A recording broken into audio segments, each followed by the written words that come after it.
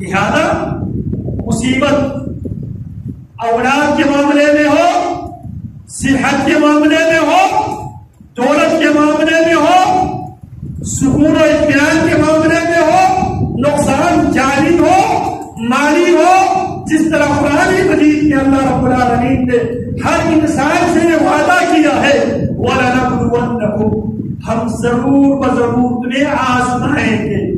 جیسے بِشَيْءٍ مِّنَ الْخَوْفِ، کبھی کچھ خوف مسلط کر کے، وَالْجُوعِ، کبھی کچھ بھوک مسلط کر کے، وَنَقْصٍ مِّنَ الْأَمْوَالِ، کبھی مالوں میں کمی کر کے، وَالْأَنفُسِ وَالثَّمَرَاتِ، کبھی جانوں میں کمی کر کے، کبھی پھلوں میں کمی کر کے.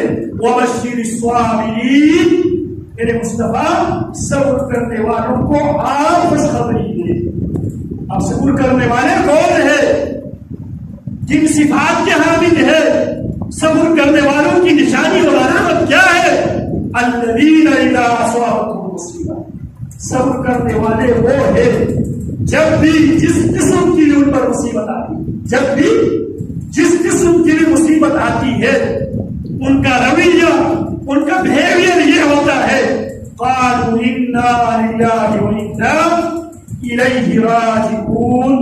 ان کی زبان پر شکوہ نہیں ہوتے، شکایت نہیں ہوتی، ان کی زبان پر یہ جملہ ہوتا ہے انا للہ. جس طرح یہ نعمت اللہ کی دی ہوئی تھی، اللہ نے اس کو مجھ سے چھین لیا، اٹھا لیا، اسی طرح وَإِنَّا إِلَيْهِ رَاجِعُونَ، ہم بھی اللہ کی ایک نعمت ہے، ہم بھی اپنی مدت پوری کرنے کے بعد، اپنی عمر مکمل کرنے کے بعد اسی اللہ کی طرف لوٹ کر ہم بھی جانے والے. اِنَّا لِلَّهِ وَإِنَّا إِلَيْهِ رَاجِعُونَ، یہ جملہ بار بار سننے کو ملتا ہے لیکن ہم سمجھتے نہیں ہیں. اِنَّا لِلَّهِ وَإِنَّا إِلَيْهِ رَاجِعُونَ. والد کی جدائی بہت بڑی آزمائش ہے، والدہ کی جدائی بہت بڑی مصیبت ہے، جوان بیٹے کی جدائی بہت بڑی مصیبت ہے، بیماری بہت بڑی مصیبت ہے، چلتی دکان کا جل جانا بہت بڑی مصیبت ہے، چلتی تجارت کا ٹھپ ہو جانا بہت بڑی مصیبت ہے، دیہاتی بھی کھیت سیلاب کے زد میں آ جانا بہت بڑی مصیبت ہے، فلوں سے لدے ہوئے باغ تباہ و برباد ہونا بہت بڑی مصیبت ہے. اس مصیبت کو سہنے کی، برداشت کرنے کی میری اندر ہمت، طاقت، قدرت، صلاحیت نہیں ہے جب تک اللہ کی مدد شامل ہے. انا للہ، مصیبت کی اس گھڑی میں ہم اللہ سے رجوع کرتے ہیں. اللہ تو ہماری مدد فرما، اللہ تو صبر کی توفیق عطا فرما، اللہ تو حوصلہ دینا، اللہ تو تسلی دینا. نقصان بہت بڑا.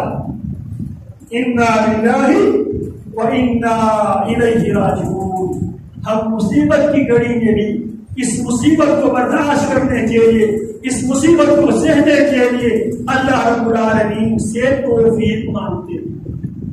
لا حول ولا قوة الا بالله، لا حول ولا قوة، لا حول، نقصان سے بچنے کی میرے اندر کوئی طاقت، کوئی صلاحیت سرے سے ہے نہیں، ولا قوة، فائدہ اٹھانے کی، فائدہ کمانے کی میرے اندر کوئی طاقت ہے ہی نہیں ہے، الا باللہ، مگر اللہ کی توفیق سے، اللہ کی مدد سے، اللہ کی نصرت سے ہی ممکن.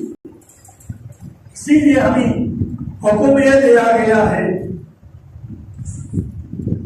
کوئی بھی کام شروع کرنے سے پہلے، کوئی بھی کام